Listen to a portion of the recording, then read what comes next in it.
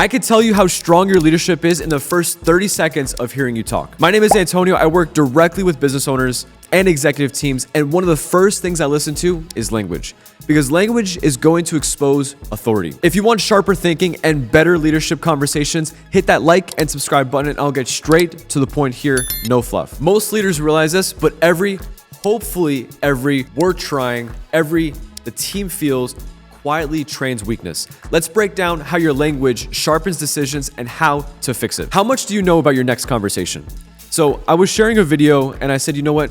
How I prepare for the week, I want to make sure that if there's a meeting on the calendar, I'm prepared. Or if there's a meeting coming up that I know if I'm able to focus on how to beat my prior best, how to be a leader, how to be a better mentor, how to be a better coach, what am I doing to recreate myself? When it comes to the books I read, how am I able to make sure I'm actually retaining those details to share it on my next call? Right now, how much do you know about your next conversation? Do you know what's in the calendar? Do you know what's lined up? Did you make a promise to somebody where you're going to share your screen and go through a couple areas? Did you create an engagement where you were going to share with the client, this is what's next. This is what's coming up in your industry. This is what's forecasted. Or hey, you know what? When it comes to EBITDA multiple in your industry, did you know this? Did you know, in fact, in 2 years, this is going to change? If you're able to pick up on these certain areas and skip ahead, uncover a few blind spots, or if you're able to prevent a future headache of your client, that is what's going to make you stick out. For myself, if there's one thing that Patrick Bet-David has helped me out and see around the corner, is how can I prevent a future headache of my entrepreneurs? Is it a book I need to read and get sharper and share a specific language? Is it allowing me to be a little bit more confident in my approach because I know I spoke to 10 clients in the exact same industry as you and I already know what's happening. I already know when it comes to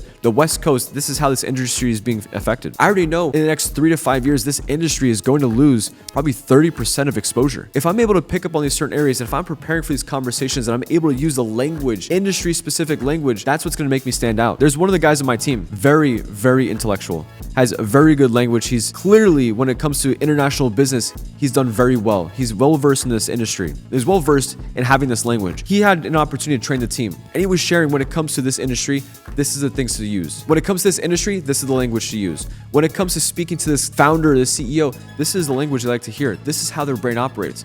Are they more emotional? Are they more logical? How am I able to adapt? How am I able to make sure I capture the attention? Because if I could speak the same language, they're going to be interested. For example, as a business owner watching this video, if you're somebody who is in a very niche specific business and you're talking to someone who's using general language, are you going to pay attention? Or after 3 to 5 seconds, you're probably like, oh man, first impression out the window. This guy doesn't know who I'm talking. This guy doesn't know what I'm doing here. Or is it more of, you know what? I like what this guy's saying. This guy's making me think critically.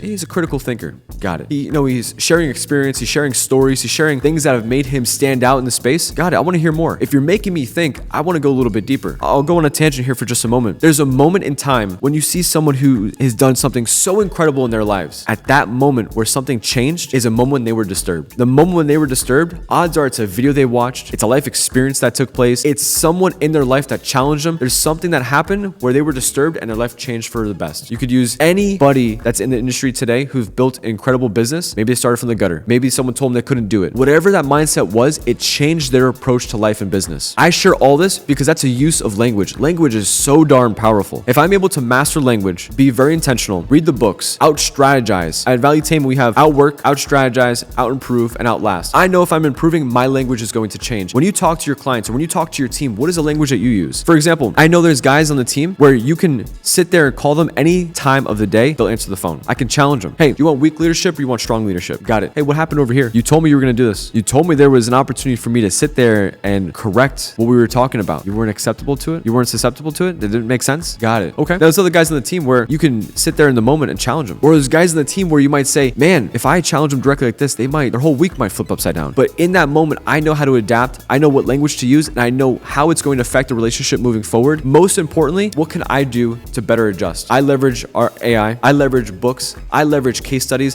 When I'm sitting in the moment, if I'm able to adapt my language for my next conversation, I'm better prepared because I'm not going to sit back and say, okay, that was great. I'll just wait for the next opportunity. No. In 2026, we're going for outstanding. When it comes to our performance, we're going outstanding. Why? That means every single interaction is going to compound, whether it compounds a very small percent or it's going to compound a leap forward. It is my maniacal sense of urgency to want that gap to be as big as possible. Why? Because I'm not playing small. I want to know that if I'm going to improve, I'm being as intentional at this next phase. So when it comes to language you want to use on your next call or as you're improving for the next phase, what are the 3 key areas you're focused on when it comes to reading? Are you focused on improving yourself and having conversations? Could it be public speaking? Could it be, dealing direct? What is your focus? What are you working on? How many books are you reading? And who is in your ear to persuade you to beat your prior best? If you like this video, we'll see you in the next one. Take care.